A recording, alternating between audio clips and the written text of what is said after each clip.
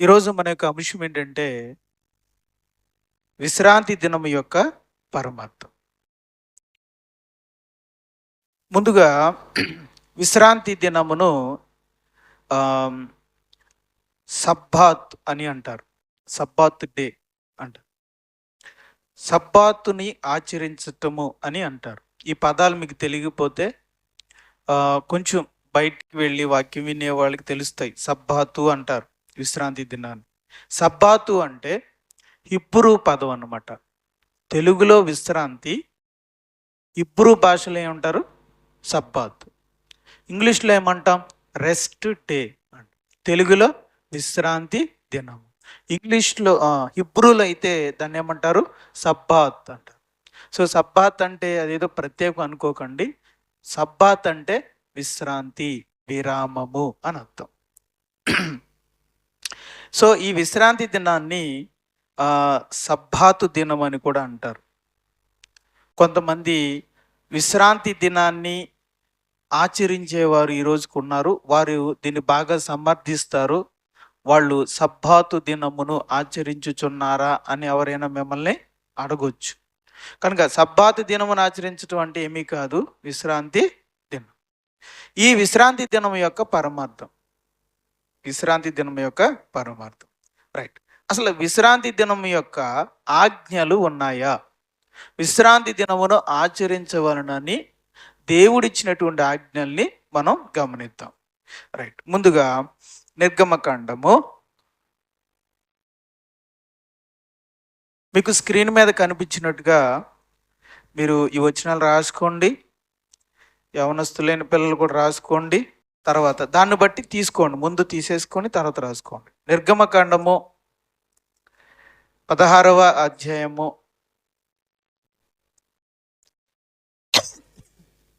నిర్గమకాండము 16వ అధ్యాయము 23వ వచనం నుంచి చూస్తున్నాం. 23వ వచనం నుంచి చదువుకుందాం. అందుకు అతడు, ఇక్కడ చూస్తే నిర్గమకాండం 16వ అధ్యాయంలో మొట్టమొదటిగా దేవుడు ఇశ్రాయేలులకు ఈ ఆజ్ఞను ఇస్తాడు. మీ అందరికీ చిన్న చరిత్ర తెలుసు కదా. ఏశావు యాకోబు ఐగుప్తు దేశానికి 70 మందితో వెళ్ళాడు. సుమారుగా అక్కడ కొన్ని సంవత్సరాలు వాళ్ళు ఉన్నారు. 430 సంవత్సరాలు అంటారు. ఈ 430 సంవత్సరాల్లో 70 మంది కాస్త ఎంత అయ్యారు? 4 లక్షల మంది పురుషులు అయ్యారు. అంటే స్త్రీలు కలుపుకొని, పిల్లలను కలుపుకొని ఇంచుమించు 10 లక్షల మంది అయ్యారు. ఫరో వాళ్ళని బానిసలుగా చేసుకొని వెట్టి పనులు చేయించుకోవడం మొదలుపెట్టాడు. వారు దేవునికి మొరపెట్టారు. దేవుడు వారి మొర ఆలకించి మోషేని పంపించాడు. మోషే ద్వారా దేవుడు ఇశ్రాయేలుని ఐగుప్తు బానిసత్వం నుంచి విడిపించి ఎర్ర సముద్రమును దాటించి తీసుకొచ్చాడు. వారు ఇప్పుడు కనాను దేశానికి, అంటే ఈ వాగ్దాన దేశానికి తీసుకెళ్తున్నారు. అనమాట. దీనికి ఇంచుమించు ప్రయాణం ఒక 40 రోజులు ఉంటుంది. ఎన్ని దినాలు? 40 రోజులు. వాళ్ళకి 40 సంవత్సరాలు పట్టింది, అది తర్వాత విషయం. 40 రోజులు ప్రయాణం. ఈ ప్రయాణంలో ఉండగా సముద్రం దాటిన కొన్ని రోజులకే వాళ్ళ దగ్గర ఉన్న ఆహారం అంతా అయిపోయింది. వాళ్ళ దగ్గర ఆహారం లేదు, తినడానికి తిండి లేదు. అప్పుడు సనుక్కోవడం మొదలుపెట్టారు. మేము ఆకలితో చావడానిక ఇక్కడికి తీసుకొచ్చింది? మేము ఆకలితో చచ్చిపోవాలా ఇక్కడ? ఎందుకు తీసుకొచ్చావు మోషే అని చెప్పి మోషే మీద సనుక్కోవడం, గొనుక్కోవడం, కోప్పడడం మొదలుపెట్టారు. అప్పుడు మోషే దేవునికి ప్రార్థన చేస్తే అప్పుడు దేవుడు వారి కోసం మరి ఆకాశము నుండి ఆహార పదార్థాన్ని కురిసేలా చేశాడు. ఇవి కొత్తిమీర గింజల్లాగా తెల్లటి మంచులాగా పైనుంచి కిందకి పడేది. దాన్ని ప్రజలు వెళ్ళి ఏం చేసేవారనమాట? దాన్ని ఏరుకొని తెచ్చుకొని దాన్ని దంచుకొని ఆ పిండితో అట్లు వేసుకునేవారు, దెబ్బ రొట్టెలు వేసుకునేవారు, రొట్టెలు చేసుకునేవారు. ఇయాలకు నచ్చినట్టుగా వాళ్ళు వంటలు చేసుకొని తినేవారు అనమాట. సుమారు 40 సంవత్సరాలు ఈ ఆహారం ఆకాశపు ధాన్యము అన్నారు, దేవదూతల ఆహారం అన్నారు. ఇశ్రాయేలు దానికి ఏమని పేరు పెట్టారంటే మన్నా అని పేరు పెట్టి ఈ మన్నాతో వాళ్ళు జీవించారండి 40 సంవత్సరాలు. ఆ సందర్భంలో దేవుడు ఇశ్రాయేలులకు ఆహారం లేని సమయంలో మన్నాను కురిపించాడు కదా. అలా కురిపించిన సమయంలో మొట్టమొదటిసారిగా విశ్రాంతి దినాన్ని ఆచరించాలి అనే ఆజ్ఞను ఇశ్రాయేలులకు ఇచ్చాడు. అది ఇప్పుడు మనం చదువుతున్నాం. అందుకు అతడు, గమనించండి, ఇంకా వీళ్ళు సియోను కొండకి సీనాయి కొండకి వెళ్ళలేదు. దేవుడు ఇంకా ధర్మశాస్త్రాన్ని ఇవ్వలేదు. ఓకేనా? ఇవ్వకముందే దేవుడు విశ్రాంతి దినాన్ని గూర్చిన ఆజ్ఞను ఇస్తున్నాడు. చూద్దాం 16వ అధ్యాయం 23 నుంచి. అందుకు అతడు, యెహోవా మాట ఇది, రేపు విశ్రాంతి దినము, అది యెహోవాకు పరిశుద్ధమైన విశ్రాంతి దినము. మీరు కాల్చుకొనవలసినది కాల్చుకొనుడి, మీకు వండుకొనవలసినది వండుకొనుడి, ఉదయం వరకు మిగిలినదంతయు మీ కొరకు ఉంచుకొనుడని వారితో చెప్పెను. ఒక్కసారి దేవుడు ఆకాశము నుండి మన్నాను కురిపిస్తున్నాడు. ఆదివారం నాడు కురిసింది, వాళ్ళు ఏరుకున్నారు, కూర్చుకున్నారు, భుజించారు. సోమవారం, మంగళవారం, బుధవారం, గురువారం, శుక్రవారం, ఇలాగ 6 రోజులు కురిశాయి. 6వ రోజున దేవుడు ఎలా అంటున్నాడు, రేపు విశ్రాంతి దినం కాబట్టి శుక్రవారం నాడు దేవుడు ఏమంటున్నాడంటే, ఈరోజు మీరు రేపటికి కావలసిన దాన్ని కూడా సమకూర్చుకోండి. రేపు విశ్రాంతి దినం, రేపు మీ కొరకు ఆకాశం నుండి మన్నా కురవదు. ఆదివారం కురిసిద్ది, సోమవారం కురిసిద్ది, మంగళవారం, బుధవారం, గురువారం, శుక్రవారం నాకు కురుస్తుంది. శనివారం నాడు కురవదు, ఎందుకంటే రేపు వచ్చే శనివారం మీకేంటి, విశ్రాంతి దినం. మరి రేపు ఎలా మాకు అని అంటారేమో, కంగారు పడకండి. రేపుడు కావాల్సింది ఈరోజే కూర్చుకొని, రేపుడు కావాల్సిన రొట్టెల్ని ఈరోజే తయారు చేసుకోండి అన్నాడు.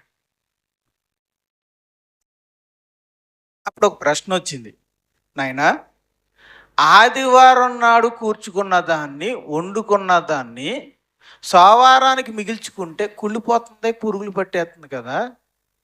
సోమవారం నాడు సమకూర్చుకున్న దాన్ని మంగళవారానికి మిగిల్చుకుంటే పురుగులు పట్టేస్తుంది కదా. మరి శుక్రవారం నాడు కూర్చుకున్నది మరి శనివారానికి మిగిల్చుకుంటే మరి కుళ్ళు పట్టేస్తుంది కదా అని మీరు అంటారేమో. దానికి దేవుడు అన్నాడు ఏమన్నాడంటే, కొల్లదు. ఆదివారంది మిగిల్చుకుంటే సోమవారం కుళ్ళిపోద్ది, సోమవారంది మిగిల్చుకుంటే మంగళవారం కుళ్ళిపోద్ది, మంగళవారంది మిగిల్చుకుంటే బుధవారానికి కుళ్ళిపోద్ది. అంటే ఏ రోజు మన్నా ఆ రోజే తినాలి. కానీ శనివారానికి అలా కాదు, శుక్రవారం నాడు మిగిల్చుకున్న దాన్నే శనివారం నాడు తినాలి. అలా దేవుడు కుళ్ళిపోనవ్వకుండా దేవుడు చేశాడు. అది దేవుడు చెప్తున్నాడు, రేపు విశ్రాంతి దినం కదా, ఈరోజే 2 రెట్లు కూర్చుకోండి, ఈ రోజుకి వంట చేసుకోండి, రేపుడు కూడా వంట చేసుకోండి అని అన్నాడు. అప్పుడు ఒక క్వశ్చన్ వస్తుంది మీకు, ఏమని, ఆ వంట ఏదో రేపే చేసుకుంటాం కదా అని మీరు అంటారేమో. రైట్, వద్దు, రేపు వంట చేసుకోవడానికి వీల్లేదు, రేపు వంట కూడా చేసుకోకూడదు, మీ ఇంటిలో అగ్నిని చేయకూడదు, వంట చేయకూడదు, కూరగాయలు కొయ్యకూడదు, ఫుల్ రెస్ట్. మీకు రేపంతా విశ్రాంతి. అది వెళ్దాం, ఎదరికి వెళ్దాం. దేవుడు ఏమన్నాడంటే, రేపు వంట చేయకూడదు అన్నాడు. అది చెప్తాడు అన్నమాట దేవుడు వెళ్తూ. మోషే ఆజ్ఞాపించినట్లు వారు ఉదయం వరకు దాన్ని ఉంచుకొనిరి. అది కంపు కొట్టలేదు, దానికి పురుగు పట్టలేదు. ఎప్పుడుది? శుక్రవారం నాడు మిగిల్చుకున్నది శనివారం నాడికి కంపు కొట్టలేదు, దానికి పురుగు పట్టలేదు. మరి సోమవారం నాడు మిగిల్చుకుంది మంగళవారం నాడు ఏమైంది? కంపు కొట్టింది, కుళ్ళిపోయింది. మరి బుధవారం నాడు మిగిల్చుకుంది గురువారానికి మిగిల్చుకుంది ఏమైంది అమ్మా? కంపు కొట్టింది, కుళ్ళిపోయింది. కానీ శుక్రవారం మిగిల్చుకుంది శనివారానికి కంపు కొట్టలేదు, కుళ్ళిపోయింది. అంటే అన్నీ ఎవరి చేతిలో ఉన్నాయి? ఇదంతా దేవుని చేతిలో ఉన్నాయి. ఓకే, మంచిది. మోషే నేడు దాన్ని తినుడి, ఆ, నేటి దినము యెహోవా విశ్రాంతి దినము, ఉమ్, నేడు అది బయట దొరకదు, ఉమ్, 6 దినములు దాన్ని ఉమ్, కూర్చుకొనవలెను, ఉమ్, విశ్రాంతి దినమున ఉమ్, అనగా ఉమ్. 7వ దినమున అది దొరకదనెను. 7వ దినమున అది దొరకదట. ఆ, అట్లు జరిగెను. ఆ, ప్రజల్లో కొందరు ఆ. 7వ దినమున దాన్ని 7వ దినమున దాన్ని కూర్చుకొని వెళ్ళగా కూర్చుకొని వెళ్ళగా వారికి ఏమీ దొరకకపోయెను. వారికి ఏమియో దొరకలేదు. వీళ్ళని ఎవరిని వెళ్ళమన్నారు?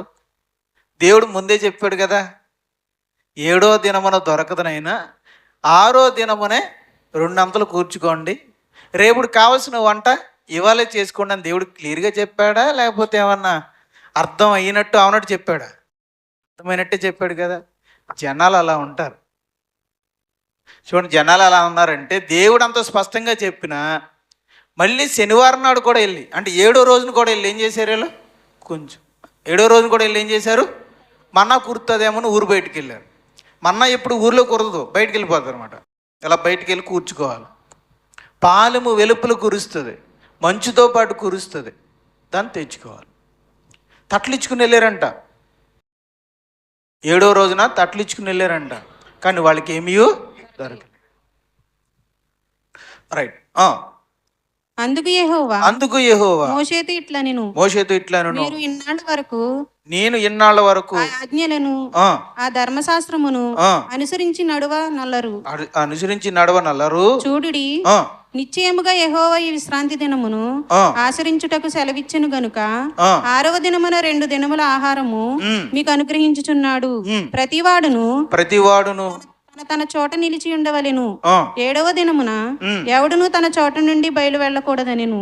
కాబట్టి 7వ దినము ప్రజలు విశ్రమించిరి. కాబట్టి 7వ దినమున ప్రజలు ఏం చేశారు? విశ్రమించిరి. దేవుడు అంటున్నాడు, నా ధర్మశాస్త్రాన్ని నా ఆజ్ఞల్ని ఎంతవరకు మీరి నా బుర్ర తింటారు, మీరు నన్ను ఏడిపిస్తారు, నన్ను విసిగిస్తారు అంటున్నాడు. అంటే దేవుడు విశ్రాంతి దినాన్ని ఆచారంగా ఇచ్చాడా, ఆజ్ఞగా ఇచ్చాడా? ఆజ్ఞ. దేవుడు ధర్మశాస్త్రములో మొదటి ఆజ్ఞ ఏంటి చెప్పండి? ఇప్పుడు ధర్మశాస్త్రంలో దేవుడు ఇచ్చిన మొదటి ఆజ్ఞ ఏంటి? విశ్రాంతి దినమే. విశ్రాంతి దినాచారమే దేవుడు మొదటి ఇచ్చిన ఆజ్ఞ. ఇంకా 10 ఆజ్ఞలు దేవుడు ఇవ్వలేదు. సీనాయి కొండ దగ్గరికి ఇంకెళ్ళలేదు. వెళ్ళకుండానే దేవుడు ఇచ్చిన మొదటి ఆజ్ఞ ఏంటి? విశ్రాంతి దినం. దేవుని ధర్మశాస్త్రం మర్చిపోయానండి. ఇంతకీ ఇది ఎవరికి ఇచ్చారు? దేవుడు ఎవరికి ఇచ్చాడు? అది గుర్తించాలి మీరు. ఏ ప్రజలకు ఇచ్చాడు? ఇశ్రాయేలుకి. ఎవరు వాళ్ళు? ఐగుప్తు నుండి విడుదల పొంది కానాను దేశానికి వెళుతూ ఉన్న ఆ 10 లక్షల మంది ఇశ్రాయేలు ప్రజలకి ఇచ్చినటువంటి ఆజ్ఞ. 12 గోత్రాలు ఏమనిచ్చాడు? 6 దినములు మీరు కూర్చుకొనవలను, 7వ దినమున మీరు విశ్రమింపవలను, ఇది మీకు విశ్రాంతి దినము అన్నాడు. రైట్. ఇదే ఆజ్ఞ ఈసారి ఆ సీనాయి కొండ దగ్గర ఇస్తున్నాడు, మళ్ళీ గుర్తు చేస్తున్నాడు. ఇచ్చేసాడు కదా. ఇచ్చిన తర్వాత మరలా ఎన్ని ఆజ్ఞలు ఇచ్చాడు ఆయన? 10 ఆజ్ఞలు అంటారు, కానీ 10 ఆజ్ఞలు ప్లస్ 600 ఆజ్ఞలు ఉంటాయి. కానీ అందులో మొదటి 10 ఆజ్ఞలు మూలాజ్ఞలు, మిగతా ఆజ్ఞలన్నీ వాటిని బలపరిచే ఆజ్ఞలు. ఈ 10 ఆజ్ఞలో 4వ ఆజ్ఞగా దేవుడు మరలా దీన్ని ప్రతిపాదించాడు. అది మనం నిర్గమకాండం 20వ అధ్యాయం, నిర్గమకాండం చూడండి 20వ అధ్యాయము 8వ వచనం. విశ్రాంతి దినము పరిశుద్ధముగా ఆచరించుటకు, విశ్రాంతి దినమును పరిశుద్ధముగా ఆచరించుటకు ఉంచుకొనుము. ఆచరించాలి విశ్రాంతి దినాన్ని అంటారు. ఫస్ట్ ఆజ్ఞ, దేవుడిని ఒక్కడే, నేను తప్ప వేరే దేవుడు లేడు. విగ్రహారాధన చేయకూడదు, 2వ ఆజ్ఞ. దేవుని నామాన్ని దూషించకూడదు, 3వ ఆజ్ఞ. 4వ ఆజ్ఞ ఏంటండి? విశ్రాంతి దినమును పాటించాలి, అది 4వ ఆజ్ఞ. నేను ఒకటి గమనించాను. తర్వాత ఆజ్ఞ ఏంటి? తల్లిదండ్రులను గౌరవించవలను, అబద్ధం ఆడకూడదు, దొంగతనం చేయకూడదు అన్నాడు కదా. అంటే ఫస్ట్ 4 ఆజ్ఞలు ఏంటి? దేవునికి సంబంధించిన ఆజ్ఞలు. తర్వాతవి మానవులకు సంబంధించినటువంటి ఆజ్ఞ. అంటే విశ్రాంతి దినం కూడా ఎవరికి సంబంధించింది?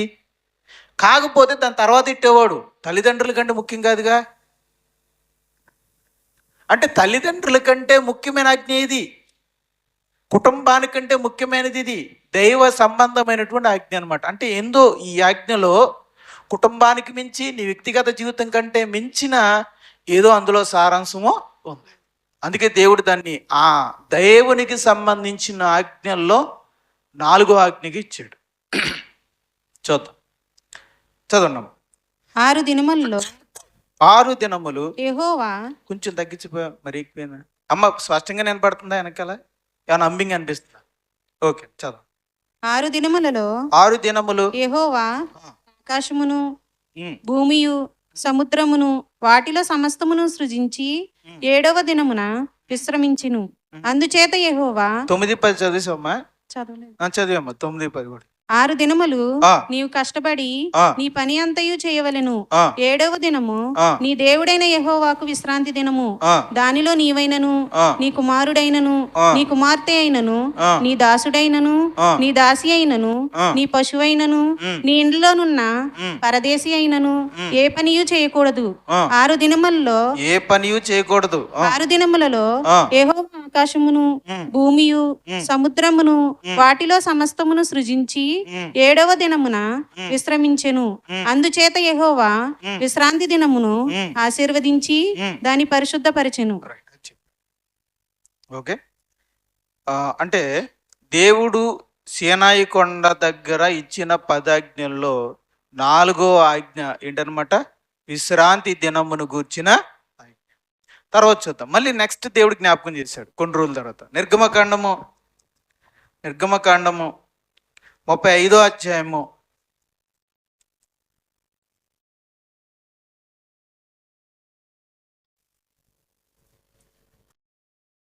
2-3 వచనాలు. 2వ వచనం, 3వ వచనం.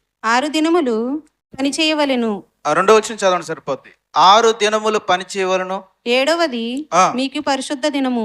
అది యెహోవా విశ్రాంతి దినము. దానిలో పనిచేయు ప్రతివాడు మరణ శిక్ష నందును అని దేవుడు ఆజ్ఞ ఇచ్చాడు. దేవుడు ఆజ్ఞ ఇచ్చాడు ఏమనంటే 7వ దినము విశ్రాంతి దినము, అది పరిశుద్ధ దినము, యెహోవాకు విశ్రాంతి దినము, అది నువ్వు ఆచరించవలను అని దేవుడు ఆజ్ఞ ఇచ్చాడు. రైట్. మనం అంటే బైబిల్లో విశ్రాంతి దినాచారం అనేది మనుషులు పెట్టినదా, దేవుడు పెట్టినదా? దేవుడు పెట్టింది. ఈ ఆజ్ఞలు దేవుడు ఎప్పుడు ఎవరికి ఇచ్చాడు? ఇవి ఆజ్ఞలు ఇశ్రాయేలుకు. ఎప్పుడు ఇచ్చాడు ఈ ఆజ్ఞలు? ఐగుప్తు నుండి కానానికి వెళుతున్న మార్గంలో దేవుడు ఇచ్చాడు. ఇక చెప్పాలంటే ధర్మశాస్త్రములో దేవుడు ఇచ్చిన మొదటి ఆజ్ఞ ఏంటి? ఏ ఆజ్ఞలు ఇవ్వకముందే దేవుడు ఇచ్చిన మొదటి ఆజ్ఞ ఏంటి? విశ్రాంతి దినమును గురించిన ఆజ్ఞ. ఓకేనా? విశ్రాంతి దినం యొక్క విధులు,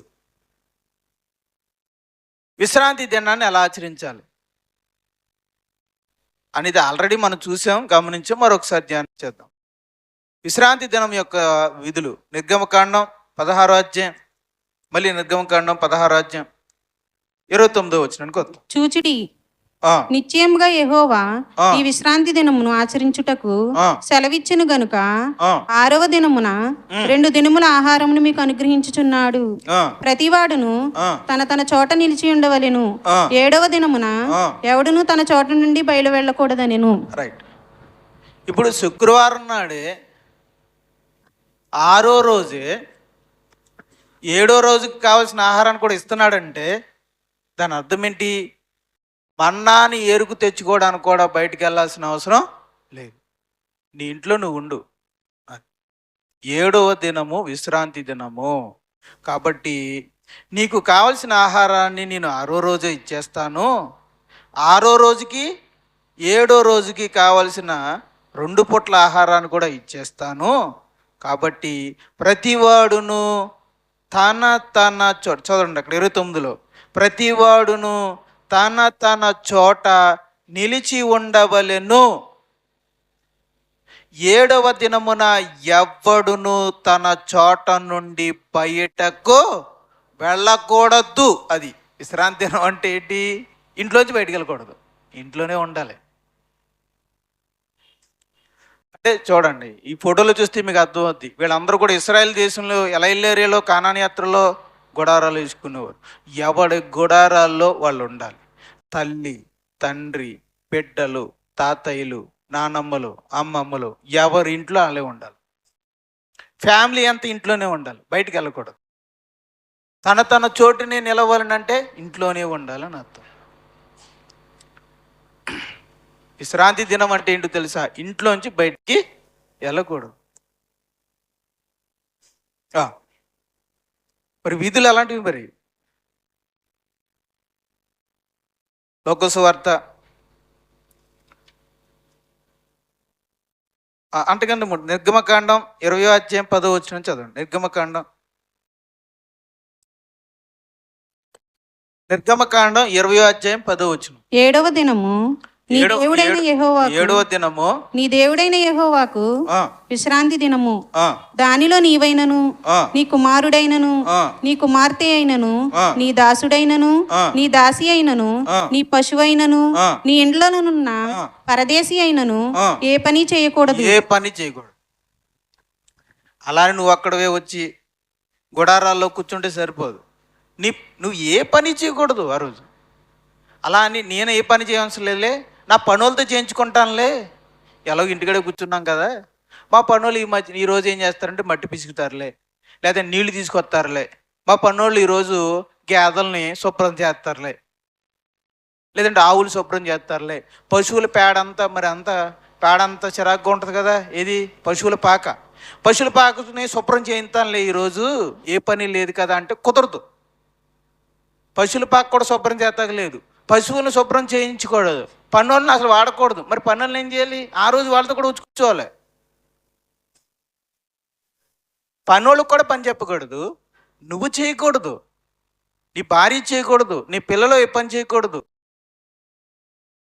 అలానే నీ పనులు కూడా పనులు చేయకూడదు. పశువులు సరే ఓ పని చేద్దాం, పశువులతో శుభ్రంగా మట్టి తొక్కిద్దాం, ఏదన్నా దేనికన్నా కీలు కింద ఉపయోగపడుతుంది అంటే కుదరదు. పశువులు కూడా ఈరోజు రెస్ట్. సరే ఓ పని చేద్దాం, పాలు తీసుకుందాం అలా అయితే పశువులతో అంటే కుదరదు, పాలు కూడా తీయకూడదు. పశువులతో కూడా ఏం చేయించకూడదు? పని చేయ.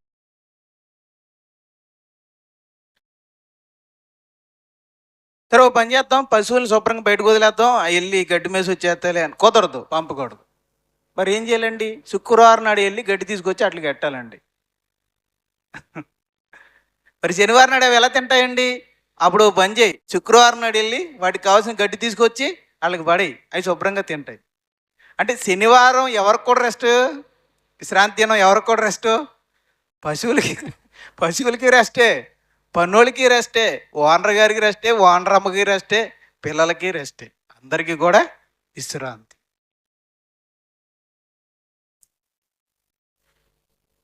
లోకసువార్త 23వ అధ్యాయం. లోకసువార్త 23వ అధ్యాయము 55వ వచనం. అప్పుడు లోకసువార్త 23వ అధ్యాయము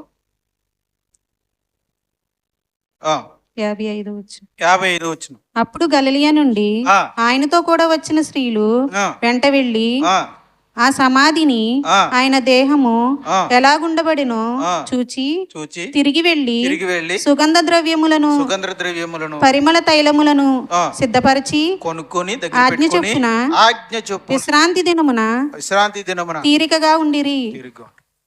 యేసు ప్రభుని ఏ రోజు సిలువ వేశారు? శుక్రవారం. ఏ రోజున సాయంత్రం సమాధి చేశారు? శుక్రవారం. శుక్రవారం సాయంత్రం 6 గంటలు అవగానే, గమనించండి, శుక్రవారం సాయంత్రము 6 గంటలు అవగానే శనివారం మొదలవుద్ది. యూదులకి విశ్రాంతి దినం మొదలవుద్ది. Friday 6 PM after it is Sabbath. అంటే శుక్రవారం సాయంత్రం సూర్యుడు కిందకి దిగపోగానే విశ్రాంతి దినం మొదలవుద్ది అనమాట. అందుకని ఏం చేశారు? ఈ యేసు ప్రభు వెంట వెళ్ళిన విశ్వాసులైన ఆడపిల్లలు ఏం చేశారంటే, శుక్రవారం నాడు పగలుండగానే సమాధి చేయడాన్ని చూసుకున్నారు. మళ్ళీ సాయంత్రం యెరూషలేము నగరానికి వచ్చేసారు. వచ్చేసి ఏం చేశారంటే సెంటు బాటిల్స్ అన్ని కొనేసుకున్నారు. మరి విశ్రాంతి దినం వచ్చేసింది, సూర్యుడు దిగిపోయాడు.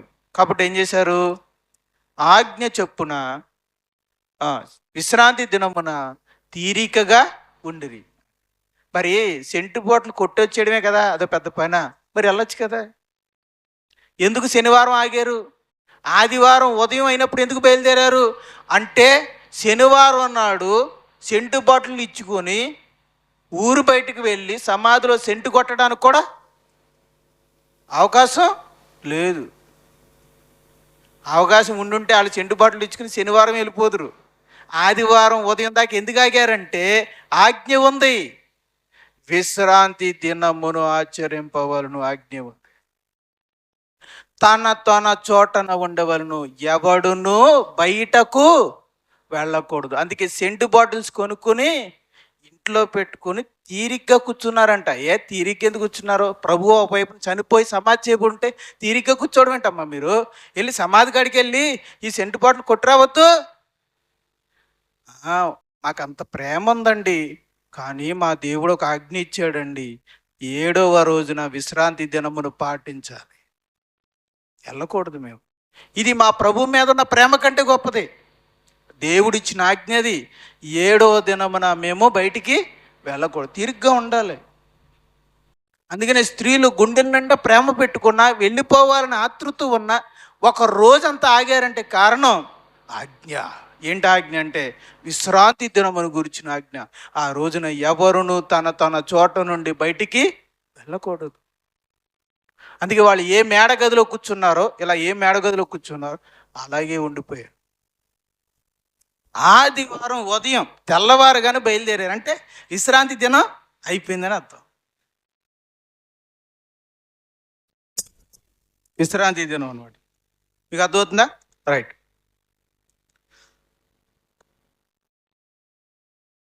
అపోస్తలుల కార్యాలు 1వ అధ్యాయము 12వ వచనం. అప్పుడు వారు ఒలీవల వనమనబడిన, అపోస్తలుల కార్యాలు 1వ అధ్యాయము 12వ వచనం. అప్పుడు వారు ఒలీవల వనమనబడిన కొండ నుండి యెరూషలేమునకు తిరిగి వెళ్ళిరి. ఆ కొండ యెరూషలేమునకు విశ్రాంతి దినమున నడవదగినంత సమీపమున ఉన్నది. రైట్. ఒలివ కొండ ఎంత దూరంలో ఉందంట?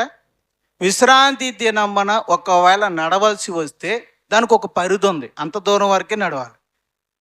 మరి ఏదన్నా అర్జెంటు పని ఉందనుకోండి, మరి ఏం చేయాలి? వెళ్ళొచ్చు, కానీ దానికి లిమిట్ ఉంది. ఎంత లిమిట్ ఉంది? యెరూషలేము నుంచి ఒలీవ కొండ వెళ్ళేంత దూరం. ఎంత దూరం అది? 1 కిలోమీటర్. మీరు కాదు కొట్టుకోండి, యెరూషలేము నుంచి ఒలీవ కొండకున్న దూరం 1 కిలోమీటర్.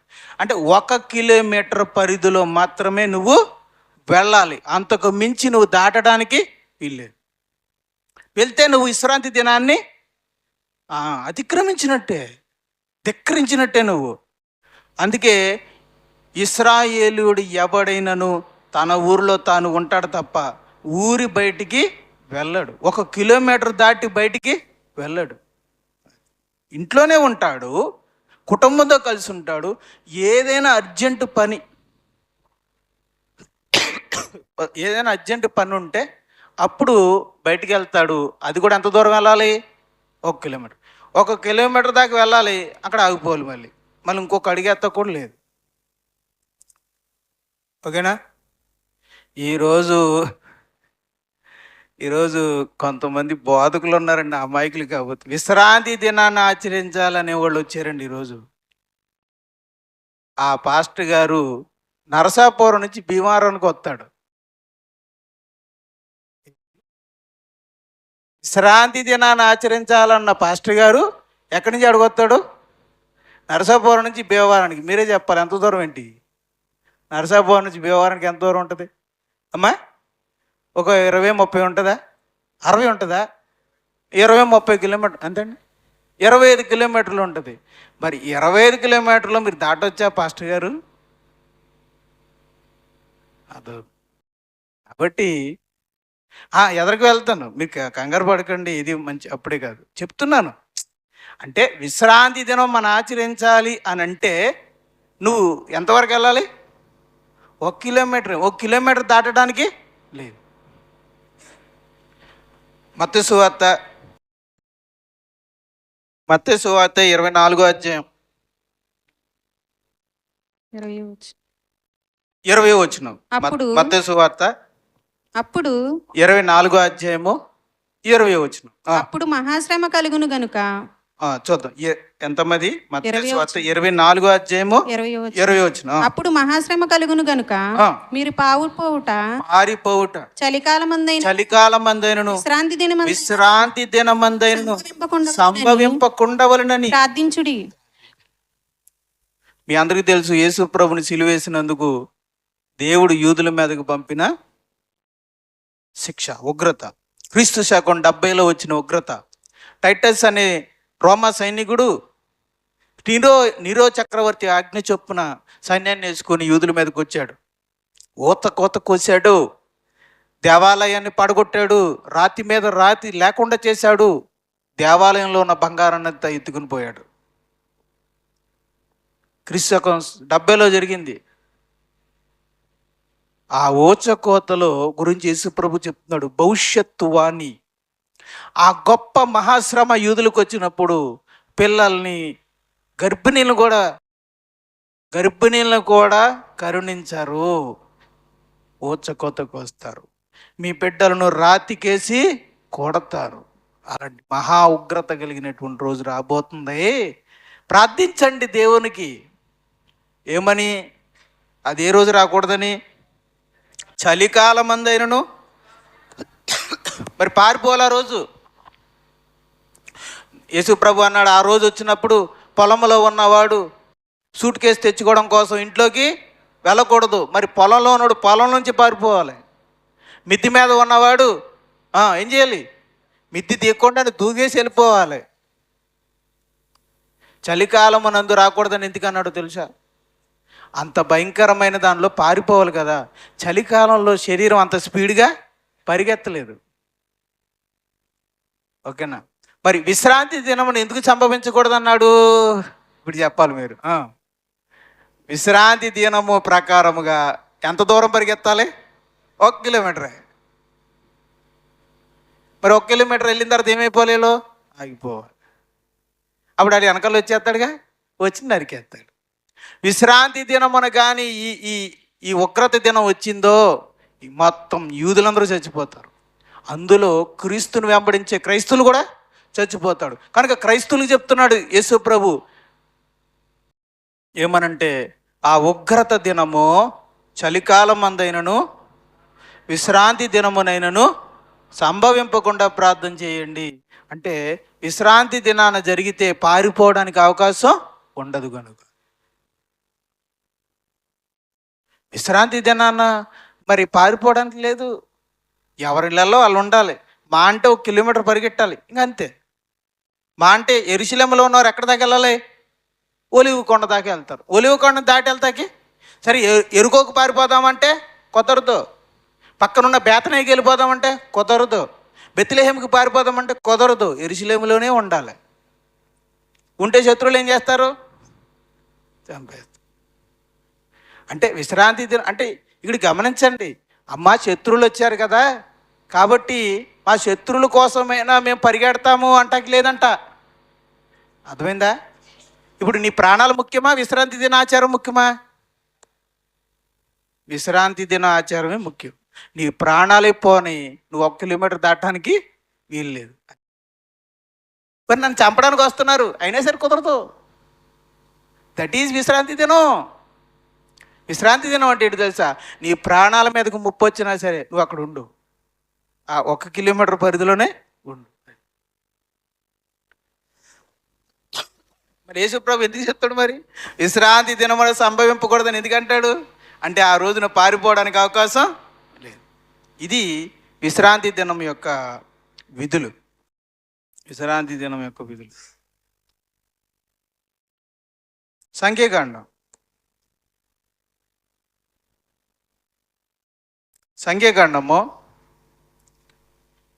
28వ అధ్యాయము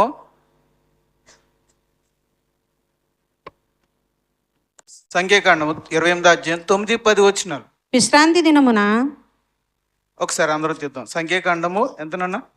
28వ అధ్యాయం 28వ అధ్యాయము 9, 10. 28, 9, 10 అట. విశ్రాంతి దినమున చూడండి, విశ్రాంతి దినమున నిర్దోషమైన ఆ, ఏడాది వగు 2 గొర్రె పిల్లలను ఆ, నైవేద్య రూపముగాను దాని పానార్పణముగాను ఆ. నూనెతో కలపబడిన ఆ. తూమెడు పిండిలో ఆ, 2 10వ వంతులను అర్పింపవలెను. ఉమ్, నిత్యమైన దహన బలియు ఆ. దాని పానార్పణముగా కాక ఆ. ఇది ప్రతి విశ్రాంతి దినమున చేయవలసిన దహన బలి. రైట్. సాధారణంగా మొదటి రోజు నుండి 6వ రోజు వరకు ఇది ప్రత్యక్ష గుడారం అండి, దేవుని మందిరం. ఈ దేవుని మందిరంలో ప్రతినిత్యము బలి అర్పణలు జరుగుతాయి. ప్రతిరోజు ఏడాది గొర్రె పిల్లను అర్పిస్తారు, ఒక గొర్రె పిల్లని. అలాగే కొంత నూనె కలిపిన గోధుమ పిండిని 1 కేజీ అర్పిస్తారు అనుకుందాం. మొదటి రోజు, 2వ రోజు, 3వ రోజు, 4వ రోజు, 5వ రోజు, 6వ రోజు వరకు అంతే. కానీ 7వ రోజున ఏం చేయాలంట? ప్రతిరోజు ఎన్ని గొర్రెలు ఇస్తున్నారు? 2 గొర్రెలు. ప్రతిరోజు ఎన్ని కేజీలు గోధుమ పిండి? 1 కేజీ. కానీ ఆ రోజు ఏం చేయాలంట? విశ్రాంతి దినమున 2 గొర్రెల్ని అలాగే 2 కేజీలు గోధుమ పిండిని అర్పించాలి. అంటే అర్థం ఏంటి? ప్రతిరోజు కంటే ఆ రోజు డబల్, 2 పని ఉంటుంది. ఇప్పుడు పాలెములో ఉన్న వాళ్ళందరూ విశ్రాంతిలో ఉంటారు. చూడండి, దేవుని మందిరంలో ఉన్న యాజకులు ఏం చేస్తారు? డబల్ వర్క్లో ఉంటారు, పని చేస్తారు. సోమవారం నుంచి ఆదివారం నుంచి శుక్రవారం వరకు ఒక పని, శనివారం నాడు విశ్రాంతి దినాన్న వాళ్ళకి 2 పని ఉంటుంది.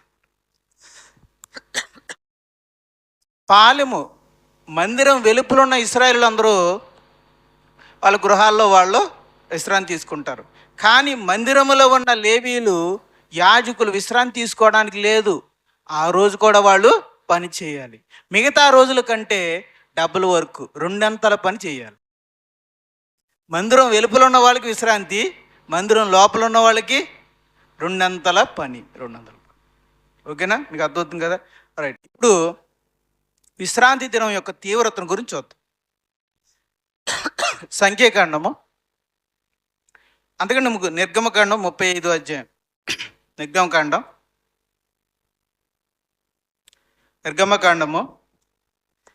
35వ అధ్యాయము 2వ వచనం. 6 దినములు పని చేయవలెను, 7వది మీకు పరిశుద్ధ దినము, అది యెహోవాకు విశ్రాంతి దినము.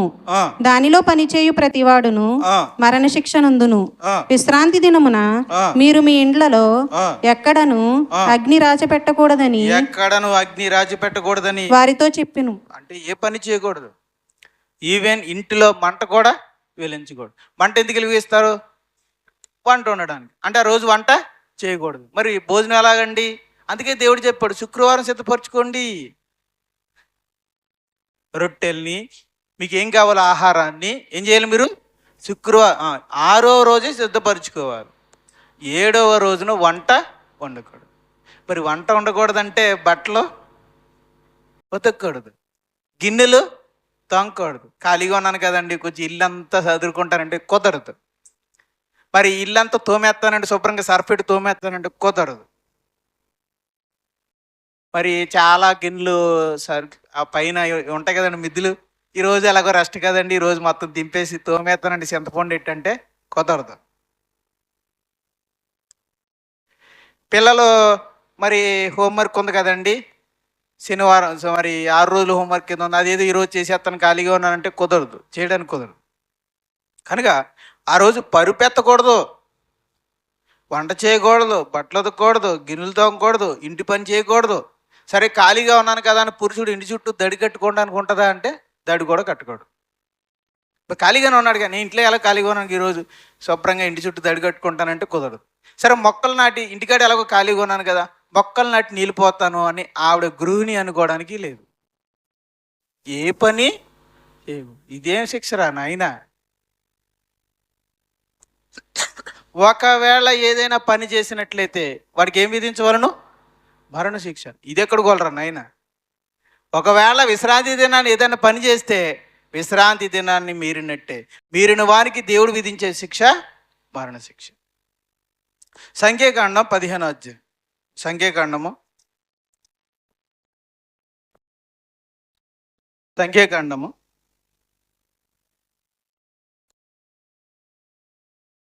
అధ్యాయం 32వ వచనం నుంచి చదువు. ఇశ్రాయేలీలు అరణ్యంలో ఉన్నప్పుడు ఒకడి విశ్రాంతి దినమున తిన్నాను. సంఖ్యాకాండము 15వ అధ్యాయము చెప్పండి. 32వ వచనం. ఇశ్రాయేలీలు అరణ్యంలో ఉన్నప్పుడు ఒకడి విశ్రాంతి దినమున కట్టెలు ఏరుట చూచిరి. వాడు కట్టెలు ఏరుట చూచిన వారు మోషే నద్దకును అహరోను నద్దకును సర్వ సమాజము నద్దకును వాణ్ణి తీసుకుని వచ్చిరి. వానికి ఏమి చేయవలెనో అది విశదపరచబడలేదు గనుక వానిని కావలిలో ఉంచిరి. తరువాత యెహోవా మనుష్యుడు మరణశిక్ష నందవలెను. సర్వ సమాజము పాలెము వెలుపల రాళ్లతో వాణ్ణి కొట్టి చంపవలెనని మోషేతో చెప్పెను. కాబట్టి యెహోవా మోషేకు ఆజ్ఞాపించినట్లు సర్వ సమాజ పాలెము వెలుపలికి వాణ్ణి తీసుకుని పోయి రాళ్లతో వాణ్ణి చావగొట్టెను. ఎవరిని? ఆ 7వ రోజున ఖాళీగా ఉన్నాను, మరి ఇంట్లో కూర్చుని బోరు కొడుతుంది, ఖాళీగా కూర్చుంటే ఏంటి ఏమవుతుంది, కాస్త కాలం వెలుపులకు వెళ్ళి 4 పొలాలు ఏరుకుంటే మా ఆవిడకి వంట చేయడానికి పనికొస్తాయి కదా అని వెళ్ళాడు.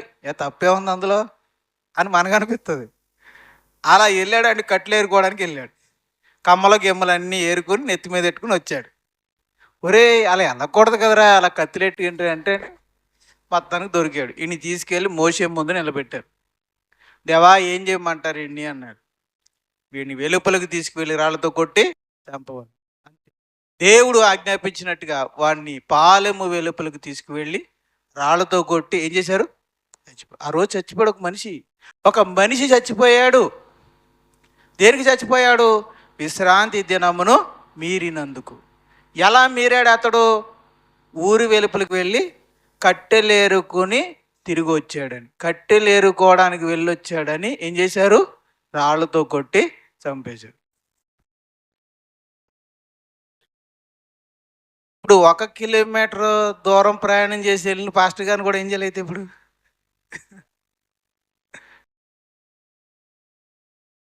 1 కిలోమీటర్ దాటి 20 కిలోమీటర్లు వెళ్ళి ప్రయాణం చేసిన పాస్టర్ గారిని ఏం చేయలేదు.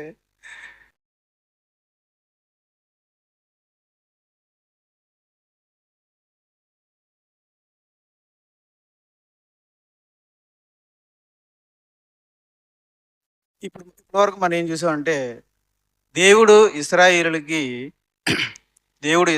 ఇచ్చినటువంటి విశ్రాంతి దినం అనేది ఒక ఆజ్ఞ, బలమైన ఆజ్ఞ. ఇది 10 ఆజ్ఞలలో ఒక ఆజ్ఞ. ఆ 10 ఆజ్ఞలలో 4వ ఆజ్ఞగా దేవుడు ఇచ్చాడు. విశ్రాంతి దినాన ఎలా ఆచరించాలో చెప్పాడు. విశ్రాంతి దినమున ఏం చేయకూడదో, చేస్తే వాళ్ళకి ఎలాంటి శిక్ష ఉంటుందో మనకి చెప్పాడు. విశ్రాంతి దినం యొక్క తీవ్రత, విశ్రాంతి దినమును తీవ్రంగా ఆచరించాలి. ఒకవేళ ఎవరైనా దాన్ని అతిక్రమిస్తే దానికి విధించే శిక్ష ఏంటి? మరణశిక్ష. రైట్. ఇప్పుడు విశ్రాంతి దినాచారాన్ని దేవుడు ఎందుకు ఇచ్చాడు? అది అసలు ఏంటి?